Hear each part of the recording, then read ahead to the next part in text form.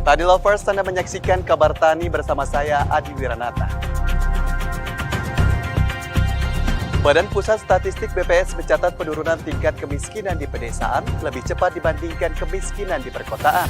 Benarkah hal ini dikarenakan pemerintah melalui Kementerian Pertanian terus memberikan perhatiannya pada sektor pertanian? Berikut informasinya.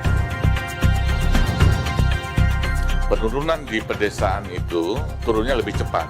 Artinya kalau pemerintah berupaya bagaimana membangun pertanian, membangun dari pinggiran itu sudah mulai kerasa dampaknya. Mengutip dari berita resmi Badan Pusat Statistik Senin 17 Januari 2022, Kepala BPS Margo Yuwono mengatakan penurunan angka kemiskinan di pedesaan jauh lebih cepat ketimbang penurunan angka kemiskinan di wilayah perkotaan. Menurut Margo, hal ini terjadi karena pemerintah melalui Kementerian Pertanian terus memberi perhatiannya pada sektor pertanian. Margo mengatakan, di pedesaan terdapat penurunan kemiskinan sebesar 0,57% yang dihitung dari bulan Maret hingga September 2021.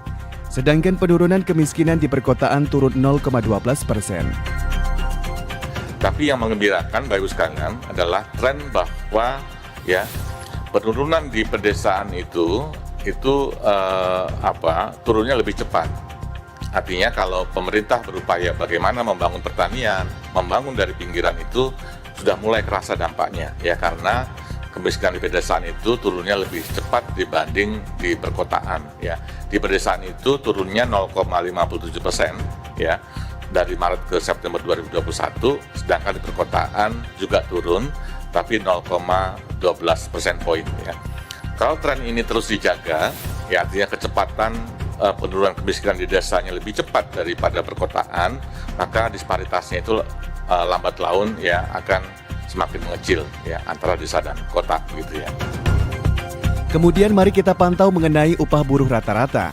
Bila dilihat dari indikator upah buruh tani pada bulan Desember 2021, nominalnya mencapai Rp57.180 per hari. Angka tersebut jika dihitung pertumbuhan secara nominal naik 0,17% MTOM. Sedangkan jika dilihat menurut provinsi upah buruh tani di Indonesia tertinggi berada di Provinsi Kalimantan Utara yang tercatat mencapai Rp74.270. Upah buruh pada bulan Desember 2021 ya, yang pertama ya saya sampaikan terkait dengan upah buruh tani ya. Upah buruh tani di bulan Desember ini secara nominal itu sebesar Rp57.180 per hari ya. Itu untuk buruh tani. Kalau kita hitung pertumbuhannya secara nominal dibandingkan dengan bulan sebelumnya itu naik 0,17% ya. Jadi itu secara nominal naik 0,17%. Dan kalau kita lihat ya menurut provinsi yang tertinggi itu upah buruh di Indonesia tertinggi itu di Kalimantan Utara ya. Lalu bagaimana dengan nilai ekspor Desember 2021? Margo Yuwono menyampaikan, nilai ekspor Desember 2021 mencapai 22,38 miliar US dollar, turun 2,0% dibandingkan November 2021.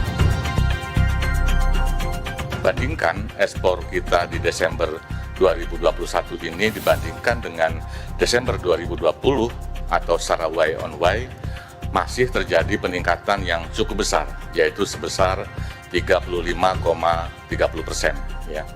Migasnya meningkat 7,33%, sedangkan non migasnya meningkat 37,13%.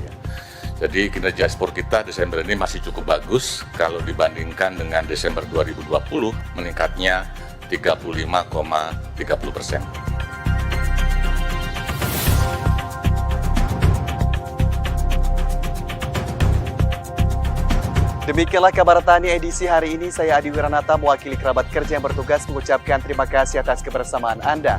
Salam TV Tani, televisi pertanian pertama di Indonesia. Sampai jumpa.